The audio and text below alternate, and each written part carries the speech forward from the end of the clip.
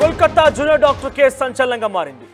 ఘటన జరిగి 3 వారాలు గడుస్తున్నా కూడా ఈ రోజు వరకు నిందితులు ఎవరైన అంశాన్ని తేల్చలేకపోయింది పోలీసులు. ఆ తర్వాత సిబిఐ టేకప్ చేసినా కూడా సిబిఐ కూడా ఎట్టి పరిస్థితుల్లో నిందితులు ఎవరైన విషయాన్ని తేల్చలేకపోయింది. ఇక మాట మార్చాడు నిందితుడు సంజయ్ రాయ్. తాను రేప్ చేయలేదంటూ కొత్తగా డ్రామా ఆడుతున్నాడు. కీలకంగా మారింది సీసీటీవీ ఫుటేజ్. ఆగస్టు 9న తెల్లవారుజామున 4 గంటల సమయానికి ఈ ఘటన చోటు చేసుకున్నట్టు తెలుస్తోంది. బైక్ పై ఆర్జికర్ కాలేజీకి వచ్చాడు సంజయ్ రాయ్. బైక్ పార్క్ చేసి 3వ ఫ్లోర్లో డాక్టర్ నిద్రిస్తున్నటువంటి సెమినార్ హాల్కి వెళ్ళాడు. ఆ తర్వాత 4 గంటల 3 నిమిషాలకి సెమినార్ హాల్ దగ్గరలోని కారిడార్లో కనిపించాడు సంజయ్ రాయ్. ఇక తిరిగి 4 గంటల 32 నిమిషాలకి బయటకు వచ్చాడు. 29 నిమిషాల్లో డాక్టర్ పై పలుమార్లు అత్యాచారం, హత్య చేసి ఉంటాడంటూ కూడా అనుమానం వ్యక్తమవుతోంది. డాక్టర్ గొంతు నొక్కి చంపేసి సంజయ్ రాయ్ పరారైపోయాడు. దీంతో సంజయ్కి ప్రిన్సిపల్తో జూనియర్ డాక్టర్లతో మద్దతు కూడా ఉన్నట్టు తెలుస్తోంది. సంజయ్కి ఎవరు సహకరించారనే కోణంలో సిబిఐ దర్యాప్తు ముమ్మరం చేసింది.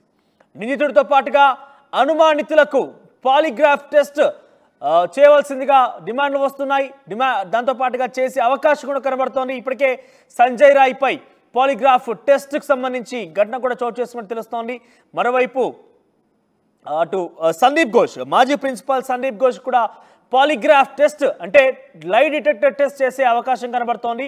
ఆయనతో పాటుగా మరొక 5గురికి కూడా అంటే సుమారుగా మరొక 5గురికి కూడా టెస్ట్ జరిగే అవకాశం కనబడుతోంది. దీంతో వారి నుంచి ఎటువంటి ఆసక్తికర విషయాలు వెల్లడి కాబోతున్నాయని మాత్రం అందరూ కూడా ఎదురు చూస్తున్నారు. ఎస్, మీరు చూస్తే కనుక సంజయ్ రాయ్కి సంబంధించిన గ్రాఫిక్స్ మీకు కనబడుతున్నాయి. ఆ 29 నిమిషాలు ఏం జరిగింది? 4 గంటల 3 నిమిషాలకి సెమినార్ హాల్లోకి వెళ్ళాడు సంజయ్ రాయ్. ఆ తర్వాత 4 గంటల 32 నిమిషాలకి సెమినార్ హాల్ నుంచి బయటికి వచ్చాడు సంజయ్ రాయ్. 29 నిమిషాలు ఏం జరిగింది మీకు కొన్ని గ్రాఫిక్స్ రూపంలో తెలియజేసే ప్రయత్నం చేస్తా. సో 29 నిమిషాల్లో సెమినార్ హాల్లోనే ఉన్నాడు సంజయ్ రాయ్. ఆ 29 నిమిషాల్లోనే ఈ ఘటన చోటు చేసుకుంది. అరగంట పాటు అభయకు నరకం చూపించాడు. విచక్షణ రహితంగా దాడి చేయడంతో పాటుగా తనపై చాలా క్రూరంగా వ్యవహరించాడు సంజయ్ రాయ్. మెడపైన భాగాన్ని చాలా బలంగా భూమికి నేలకి కొట్టడంతో చాలా బలమైనటువంటి గాయమైంది. తీవ్ర రక్తస్రావమైంది. ఆ తర్వాత రక్తపు మడుగుల్లో అభయ కనిపించింది. సో ఈ జూనియర్ డాక్టర్కి సంబంధించిన ఘటనలో ఉదయం 4 గంటల 33 నిమిషాలకి ఆయన సెమినార్ హాల్లోకి వెళ్ళడం, ఆ తర్వాత 4 గంటల 32 నిమిషాలకి బయటికి రావడం. ఇంతవరకు మాత్రమే సీసీటీవీ ఫుటేజ్లో ఉంది.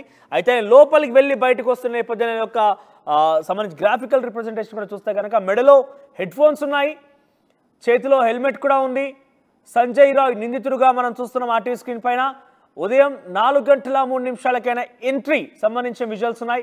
ఒకసారి ఎగ్జిట్ కనుక ఉందా పీసీఆర్ ఉంటే ఎగ్జిట్కి సంబంధించిన విజువల్స్ కూడా మీరు ప్లే చేసే ప్రయత్నం చేయండి. సో 4 గంటల 3 నిమిషాలకైనా లోపలికి వెళ్తున్న సమయంలో ఇవన్నీ కూడా విజువల్స్ రికార్డ్ అయ్యే సీసీ కెమెరాలో. సో 4 గంటల 32 నిమిషాలకైనా బయటకు వస్తున్నప్పుడు మాత్రం మెడలో హెడ్సెట్ లేదు, చేతిలో కేవలం హెల్మెట్ మాత్రమే ఉంది. 4 గంటల 32 నిమిషాలకు బయటకు వచ్చాడు. దీంతో ఆ హెడ్ ఫోన్ వచ్చేసి నిందితుడు తీసుకువాడినటువంటి హెడ్ ఫోన్ వచ్చేసి అక్కడ అభయ డెడ్ బాడీ ఉన్నటువంటి చోటున ఆ హెడ్ ఫోన్ దొరికింది. ఆ హెడ్ ఫోన్ ఆధారితంగా పోలీసులు ఆయన్ని ఛేదించారు. CCTV footage, headphone. ఆ తర్వాత ఆయన ఇంటికి వెళ్ళిపోయి రక్తపు మరకలు మొత్తం కూడా ఒంటి మీద రక్తం మరకలు మొత్తం కూడా క్లీన్ చేసుకున్నాడు, నిద్రించాడు. ఆ తర్వాత షూ మీద మాత్రం రక్తపు మరకలు ఆ రకంగానే మిగిలిపోయాయి. ఆ షూని పర్యవేక్షించారు పోలీస్ అధికారులు. షూని చూస్తే కనుక రక్తపు మరకలు కనిపించాయి కాబట్టి నిందితుడిగా కన్ఫర్మ్ చేసుకున్నారు, అరెస్ట్ చేశారు.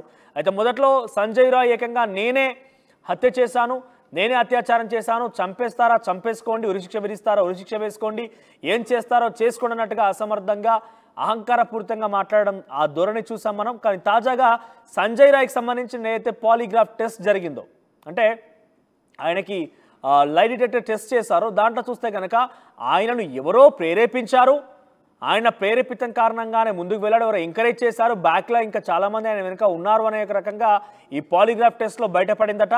సంజయ్ రాయ్ సహకరించినప్పటికీ ఆ విషయాలు బయటకు వచ్చాయి. Sanjay Roy lie detector test చేసిన తర్వాత ఈ దుర్మార్గుడి లై డిటెక్టర్ టెస్ట్లో వచ్చినటువంటి ఆ విషయాలు ఏంటని కనుక చూస్తే డెఫినెట్గా ఆయన వెనుక ఎవరో ఉన్నారనే విషయాన్ని బయటకు చూశారు, బయటపడింది. ఆ టెస్ట్ రిపోర్ట్లో అదే బయటకు వచ్చింది.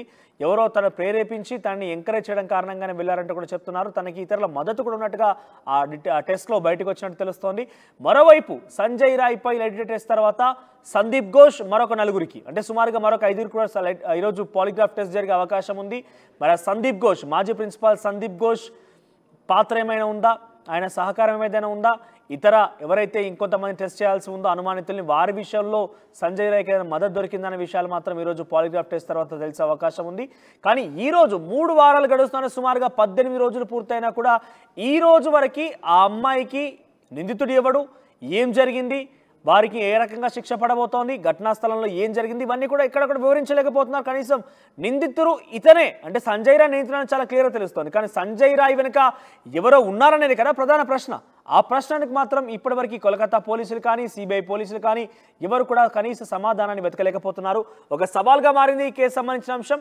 దేశవ్యాప్తంగా ఇప్పటికే ప్రతి ఒక్కరికి కూడా ఈ విషయంలో జరిగిన ఘటనపై అందరికీ కూడా తేటతెల్లమైంది. ఏంటి అనేది అందరు కూడా అనుమానిస్తున్నారు. కానీ ఎవరు కూడా నిందితుడు అనే విషయాన్ని తేటతెల్లం చేయకపోవడంపై కోల్కతా పోలీసులపైన సిబిఐ